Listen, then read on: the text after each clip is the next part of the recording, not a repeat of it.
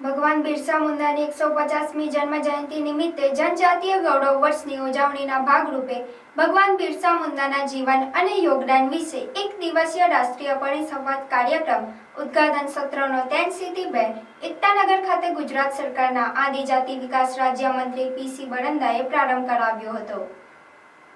રાષ્ટ્રીય કક્ષાના પરિસંવાદના ઉદ્ઘાટન સત્ર દરમિયાન અધ્યાપકો વિદ્યાર્થીનીઓની ઉપસ્થિતિમાં દેશના વિવિધ રાજ્યોના વિષય તજજ્ઞો દ્વારા ભગવાન બિરસા મુંડાના જીવન કાર્ય આધારિત વ્યાખ્યાનો તથા સંશોધન પત્રની રજૂઆત તથા વિચાર વિમર્શ કરાયો હતો। વધુમાં પ્રાધ્યાપક શિક્ષકોને કાર્યક્રમમાં સહભાગી થવા બદલ સર્ટિફિકેટ એનાયત કરાયા હતા। આ પ્રસંગે મંત્રી પીસી બરંદાએ જણાવ્યું હતું કે જનજાતીય સમાજના ગૌરવ દર્શાવવાનો આ ઉત્સવ છે। જળ, જંગલ, જમીનની સાથે જનજાતિઓના અસ્મિતા અને સર્વાંગી વિકાસ માટે વડાપ્રધાન નરેન્દ્ર મોદીએ વર્ષ 2021થી આ ઉજવણીની ઘોષણા કરી હતી। વર્ષ 2047 સુધી આદિજાતિ વિકાસને સુનિશ્ચિત કરીને ભારતને વિકસિત રાષ્ટ્ર બનાવવા માટે વડાપ્રધાને રોડમેપ તૈયાર કર્યો છે।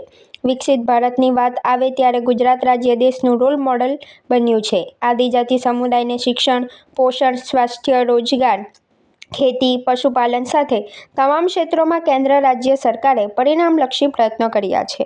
જનજાતિ ભાઈઓ અને બહેનો એમની સંસ્કૃતિ જાળવણી કરે, વિકાસના પંથે જાય અને ક્યાંય બીજા સમાજોની સાથે પાછળ ના રહે એના માટેની ઘોષણા કરી। ત્યારે આખા દેશ અને ગુજરાત માનનીય મુખ્યમંત્રી અને માનનીય પ્રધાનમંત્રી શ્રી એક સપનું જોયું છે। 2047ની અંદર ભારત દેશ વિશ્વની અંદર આખા વિશ્વનું નેતૃત્વ કરે, આત્મનિર્ભર બને, એ માટેની આખો ઇતિહાસ માનનીય પ્રધાનમંત્રી શ્રી આખો રોડમેપ તૈયાર કર્યો છે। ત્યારે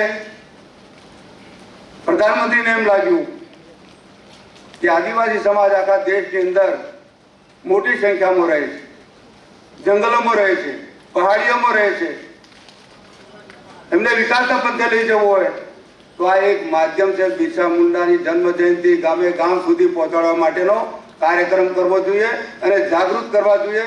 આદિવાસીઓની સાથે સાથે તમામ સમાજ સાથે લઈને આપણે કામ કરવું જોઈએ, તો જ આદિવાસી મારો ભાઈ બહેન આખા 2047 સુધી વિકાસના પંથે જઈ શકશે।